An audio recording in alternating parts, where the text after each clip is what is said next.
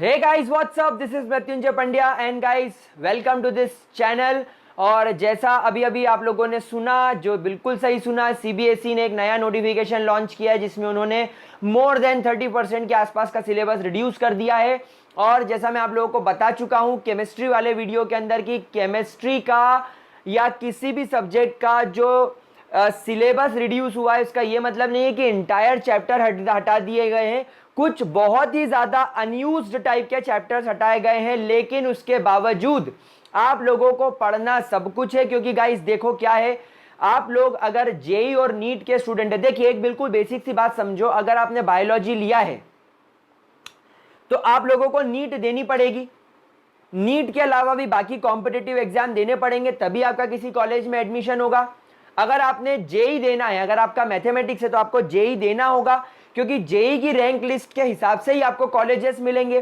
तो अभी जेई और नीट के सिलेबस में कोई चेंज नहीं आया है, ये चेंज सिर्फ आपके स्कूल और बोर्ड एग्जाम्स के लिए आया है। तो आप लोगों को क्या करना है, सिर्फ जब स्कूल और बोर्ड्स के लिए प्रिपेयर करोगे तब इस चीज को आप लोगों को हल्के में लेना है। लेकिन अगर आप लोग एक कॉम्पिटिटिव एग्जाम के स्टूडेंट हो और अगर आप कॉम्पिटिटिव एग्जाम के लिए प्रिपेयर कर रहे हो तो गाइस जैसे पढ़ रहे हो वैसे ही पढ़ो, बाकी सारी चीजों का ध्यान हटा लो। ये सिर्फ टेम्पररी खुशी है, लेकिन जो आपको एग्जैक्ट चीज पढ़नी है कॉम्पिटिटिव के लिए वो सब कुछ पढ़ना है। क्योंकि जेई और नीट वाला ये नहीं सोचेगा कि आप लोगों को कोरोना की वजह से सिलेबस कम हो गया है, अभी तो ऐसा कुछ भी नहीं है, अभी तक तो ऐसा कुछ भी नहीं है, क्योंकि एनटीए ने अभी ऐसा कोई नोटिफिकेशन नहीं दिया है। प्लस आप खुद सोचो, आपकी एग्जाम 2022 में होगी और 12th वालों की 2021 में होगी।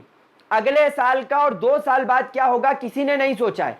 तो आप लोगों को पढ़ना पूरा, ये सिर्फ स्कूल एग्जाम के लिए बता रहा हूं, पीछे स्क्रीन पर भी आपको दिखेगा। एंड आप लोगों को मैंने डिस्क्रिप्शन बॉक्स में इसका पीडीएफ का लिंक मेंशन कर देना है, ताकि आप लोग उस लिंक पर क्लिक करके इसको अपने पास में डाउनलोड करके रख लें और जब आप पढ़ाई करने बैठे तो आप इसको रेफरेंस के लिए यूज कर ले। तो चलो बात करना शुरू करते हैं।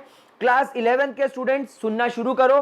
चैप्टर नंबर 1 फिजिकल वर्ल्ड में से आप लोगों को scope and excitement of physics, nature of physical law, physics, technology and society, ये सारी बातें जो इंटीग्रेशन जो आपका टॉपिक का इंट्रोडक्शन का पार्ट है और इंट्रोडक्शन से जो इंटीग्रेटेड टॉपिक्स है सिर्फ वो हटाए गए हैं, बाकी का पूरा चैप्टर आपको पढ़ना है।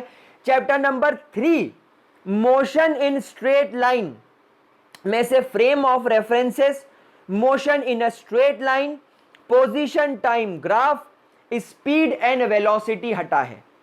उसके बाद chapter number 5 law of motion में से intuitive concept of forces, inertia, Newton first law of motion, momentum and Newton second law of motion, impulse and Newton third law of motion हटा दिया गया है। चैप्टर नंबर 7 में से system of particles and rotation motion में से statement of parallel and perpendicular axes theorem and their application हटा दिया गया है। चैप्टर 8 ग्रेविटेशन में से Kepler's law of planetary motion, acceleration due to gravity हटा दिया गया है।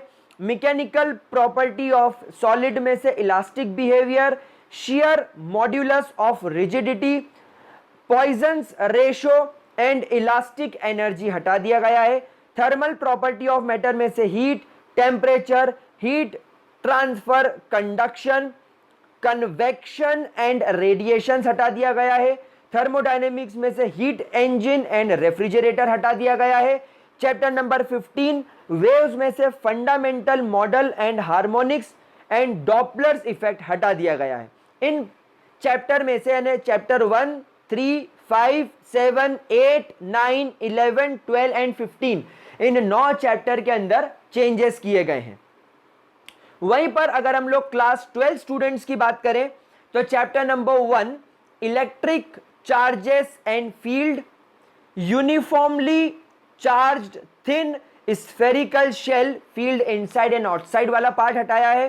चैप्टर नंबर 3 करंट इलेक्ट्रिसिटी में से carbon resistor, colour code of carbon resistor, series and parallel combination of resistor हटा दिया गया है। Chapter number 4 moving charges and magnetism में से साइक्लोट्रॉन ही हटा है बस। Magnetism and matter chapter number 5, उसमें से magnetic field intensity due to a magnetic dipole यानी कि bar magnet along its axis and perpendicular to its axis, then torque on a magnetic dipole bar magnet in a uniform magnetic field. ये दो चीजें हटाइए। उसके अलावा paramagnetic, diamagnetic, ferromagnetic substances और उनके एग्जाम्पल हटा दिए गए हैं। Electromagnets and factors affecting their strength ये भी हटा दिया गया है और परमानेंट मैग्नेट्स भी हटा दिए गए हैं। अब चैप्टर नंबर 7 ऑल्टरनेटिंग करंट में से पावर फैक्टर और वॉटलेस करंट हटा दिया गया है। चैप्टर नंबर 8 इलेक्ट्रोमैग्नेटिक वेव्स में से basic idea of displacement current हटा दिया गया है। Chapter 9 ray optics and optical instrument में से रिफ्लेक्शन ऑफ लाइट पूरी तरीके से हटा दिया गया है, मतलब उसमें spherical mirrors and mirror formula हटा है। स्कैटरिंग ऑफ लाइट में से blue colour of sky, reddish appearance of the sun at sunrise and sunset हटा दिया गया है। Resolution power of microscope and astronomical telescope, polarization, plane polarize light, then Brewster's law, use of plane polarize light and polaroids हटा दिया गया है। Chapter number 11 dual nature of radiation and matter में से डेविसन एंड जर्मर एक्सपेरिमेंट हटा दिया गया है।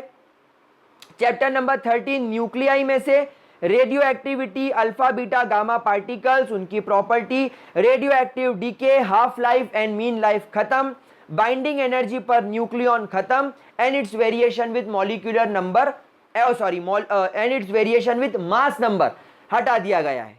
देन अगर हम लोग बात करें चैप्टर नंबर 14 की, तो semiconductor and electronics, material, devices and simple circuit हटा दिया गया है। Zener diode and their characteristics हटा दिया।